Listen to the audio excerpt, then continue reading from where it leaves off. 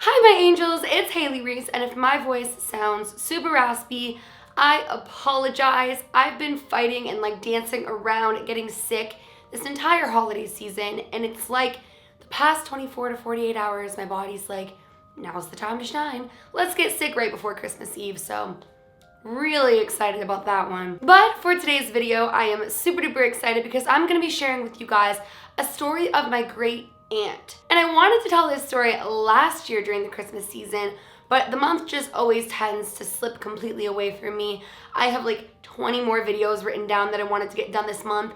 There's just not enough days in the month. So you are getting that story tonight here on my YouTube channel. Now, for those of you who are new to my channel, you guys may or may not know that I grew up in a super duper haunted house. Alongside of that though, I come from a family that generation after generation has always really been super sensitive to the other side. Even if not everybody in that generation is sensitive to the other side, there's always one or two people that are. It's been almost 2 years since I've started my YouTube channel, and I feel like the more stories that I share on here, the more stories I wind up hearing from my family members. Now, this was a story that I actually heard when I was much younger, but it was refreshed in my memory last year around this time. I think with the holiday season, people actually tend to have a lot more paranormal experiences.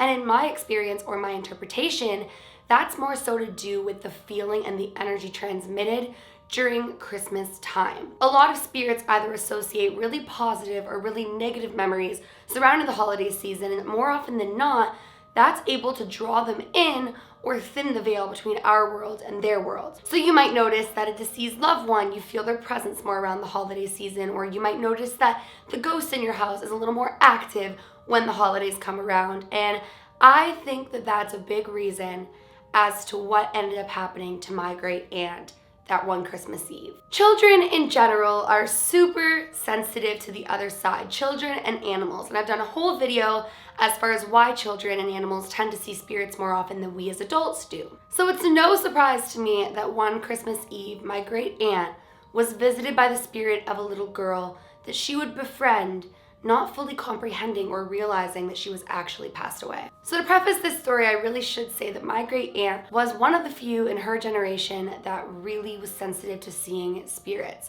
She remembers having her first paranormal experience when she was just a small girl, and she always had so many to share with me as a child growing up and trying to learn more about why I was having these experiences and what it was that I was seeing.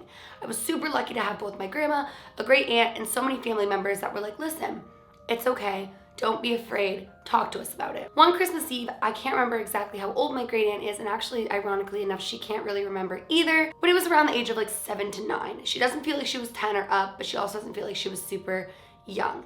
Now, this Christmas was actually a really happy Christmas for her and her family.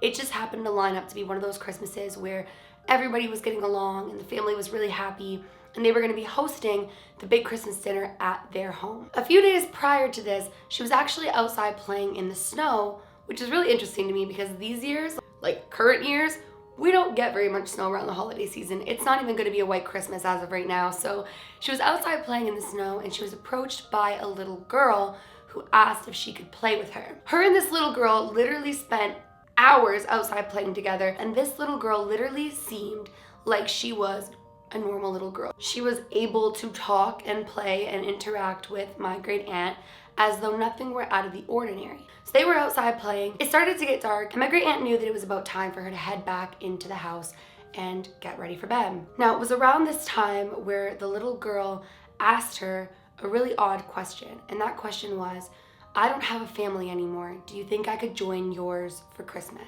Now, my great aunt said that at the time, she didn't see any red flags in her saying she didn't have a family. For some apparent reason, to her, it seemed like a pretty normal question.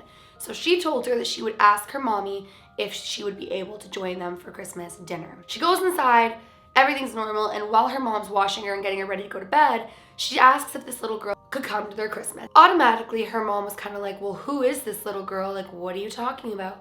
And she began to tell her that she had been playing outside with her all day and that she wanted to join Christmas. Now, here's where it's kind of creepy in hindsight. My great aunt's mother had been watching her outside all day from the big window that they had in their house. And she knew that she hadn't actually been playing with anybody. So she thought that this was an imaginary friend that she was inviting to dinner. So she said, of course she could come. That's absolutely no problem. The more the merrier. Flash forward to Christmas Eve. My great aunt and her cousins are outside playing. Everyone's making dinner. It's all just like a great big festivity. And that's when she sees this little girl again, who is there for Christmas dinner. Now, she did say that this little girl was actually wearing the exact same outfit that she'd been wearing prior, which as a child she didn't find weird, but looking back as an adult, she did. So she spent this entire Christmas Eve with this little girl. Everything was great. My aunt does not remember the little girl eating, doesn't have any recollection of anybody interacting with her, but it wasn't until the end of the night when all was said and done and everybody had left and everyone was going to sleep where my great aunt decided to ask her mom why this little girl didn't have a family. And that was when her mom kind of found it a little bit odd and proceeded to tell her, well, maybe she does have a family, you just haven't made them up yet. And my great aunt was like, what do you mean made them up yet? And she was like, it's all in your imagination, you know, you could create this with your mind. And that if she wanted her to have a family, then all she would have to do was think up a family for them. And that was the moment that my great aunt found it super weird. She would grow up to never see that little girl again, never have that experience again, and actually at some points begin to question if she had an imaginary friend that Christmas, that really it wasn't a spirit at all. What's really interesting about this story is the fact that my great aunt has had other paranormal experiences, so it's led her to believe that that little girl that she invited to her Christmas dinner that night, who had spent Christmas with her but nobody else saw her and thought she was imaginary, she really does believe that perhaps it was the spirit of a little girl. But another part of her does recognize that she did have a super active imagination.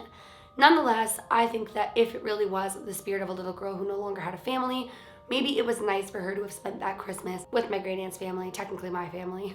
But that is basically the story of my great aunt and the ghost of Christmas Eve. What do you guys think occurred? Like, my whole family is pretty on the fence about it. I mean, those of us who do believe that maybe she came across the spirit of a little girl and that really was what happened. But then there's certain members of my family that are like, there's no way in heck. It was totally an imagination, totally an imaginary friend.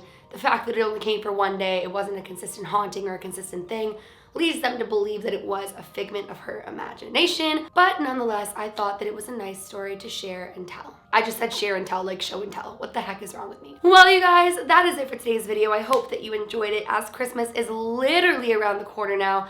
I have saved all of my spooky Christmas stories, so I'm super excited to share a bunch of them with you guys. Make sure you go ahead and click that subscribe button if you are new to my channel and you enjoy my videos.